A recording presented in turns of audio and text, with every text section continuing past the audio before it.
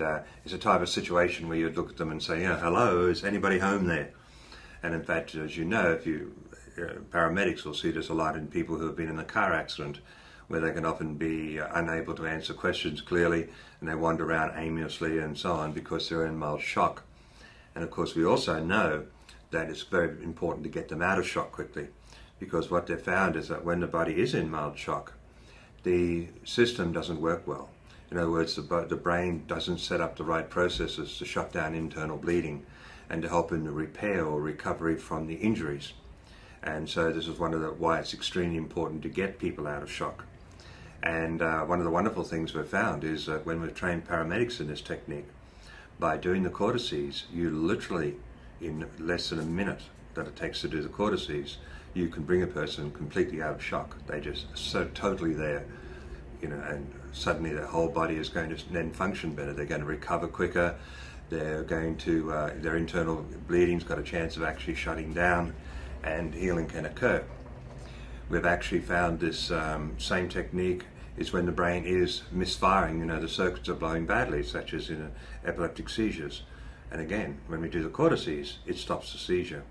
And this is a very, very powerful technique.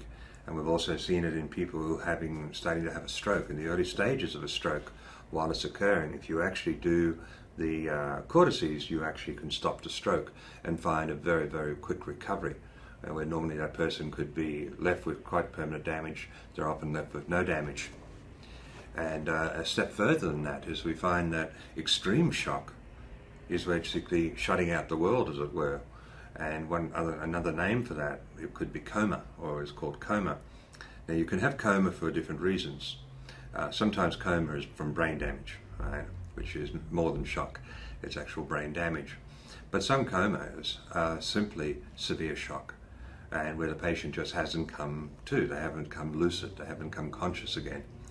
And we've now got documented literally dozens upon dozens of case studies where we've gone into hospitals and used the cortices technique on people in coma, and they've literally come out of a coma within often minutes of having the cortices done. And these are people who have been in coma often for years. So, you know, this has got very powerful applications, and not just in the simple side of shock. And we actually have found that the average person, because of the stresses they're under, you know, whenever you get your phone bills and your other bills and driving in traffic and the stresses of work and you know, fights that are going on with the kids, etc., the stress levels of the body puts people in mild states of shock. It's like your brain shuts down. You can't think clearly. You're thinking through a fog. And this means the body can't heal well. It's under too much stress. And we have found that by simply doing the cortices treatment, we make a profound effect there. Literally, once you do this, for example, on children, we've got projects going in schools where we train the kids to do each other's cortices at the beginning of the school day. And what the teachers have found is that they tap each other's cortices out. They're much more attentive, they're much more enthusiastic about learning, they learn better, their behavior is much better, and so on. And the concept was just to do it once a day, every day, and you know, track long-term changes. And they've always been very, very positive. But we've also noticed a situation where kids have come in from the school ground where they've had stresses and rough and tumble and things like that, and they've actually asked the teacher, can we do our cortices again now for the afternoon? Because they found that when they do their cortices again after lunch, they've got a clearer head and feel much better and not less sleepy, etc., for the afternoon session. And we have people who have children quite sick with quite severe problems like that, that will run up to their parents and say, Mum, will you do my cortices? I feel like I'm about to have a seizure, or I feel like something's going wrong, or I'm getting a bad headache or something like that. So that's an exciting, and you know, that's just one of the access techniques. Another one of the techniques we teach is what we call switching. Now switching is a very common problem, and it's a situation, again, it's a left and right hemisphere problem, but where there's a confusion between left and right. And this does a lot of things. I mean, the classic person who's switched is the type of person under stress who you say, they're driving and you say, okay, turn right here, and they turn left. or they're a patient and you say roll on your tummy and they roll on their back. In other words, they get things back to front and mix things up. That's what we call switching. Another version of it that is really, when it's really bad, is dyslexia, because they actually get their letters back, so back to front. So they read as T-E-H, and hence they have trouble reading because the letters are always getting back, switched and back to front. And just the same as we find that when we do the cortices and the switching technique, we usually find dyslexia comes under control because they're no longer switching, they're no longer in a state of shock, their brain's working better, and the dyslexia stops. Particularly if it's done on the techniques are done on a regular basis for a while to actually retrain the brain and solidify the improvement. The other aspects of switching is that I call switching as the self-destruct mode, because you find that when you're in a switching mode, you go into a poor decision-making mode or a self-destruct mode.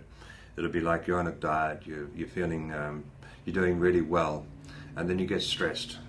And stress is the number one cause of switching. You get beyond that stress threshold and you switch, and that's when you'll suddenly go on a binge eating, or you'll start drinking heavily, or you'll do something else that's destructive. Because once you go into that switch mode, there is a tendency to self-sabotage, and you will self-sabotage yourself in a way that you would never have done if you weren't switched. We've found this is extremely important because one of the quickest ways to cause the brain to switch is with strobe lighting. You know, when a fluorescent light flickers, for example, and they've actually shown that in a company where you have a big office and you've got a faulty flickering light, you'll find that until that light is changed by maintenance, and they can often take, as you know, months to do, you're going to find a huge increase in mistakes made, because when people are sitting under that flickering light, they're going to be going into a switched mode, which means they're going to make wrong decisions. They're going to push the yes button when they should be pushing a no button, and they're going to file things in the wrong way and make sometimes catastrophic mistakes. And of course we see it really badly when we go into a nightclub situation where you get teenagers, you know, good kids, or level-headed kids, but they go into a nightclub with heavy strobe lighting, and you'll see that after a short period of time it's like their eyes glaze over, because what they've done is they've gone into this switched mode. And when they go into that switched mode, they're in a self-destruct mode, which means that's when they're going to want to drink too much, or they're going to want to experiment with drugs and things like that, because once you're in that switch mode, you really can't understand right and wrong, and in that way, and your body goes into that incorrect or poor decision-making process. Now, obviously, the key element there is getting rid of the strobe lighting, of course, and reducing the stress levels and so on. But in the meantime, by being able to have that as part of a formula in Access, it means that on a regular basis you can, correct the balance of the brain with the cortices and then unswitch the person. They're going to function in life far, far better, and be far better functioning in every way.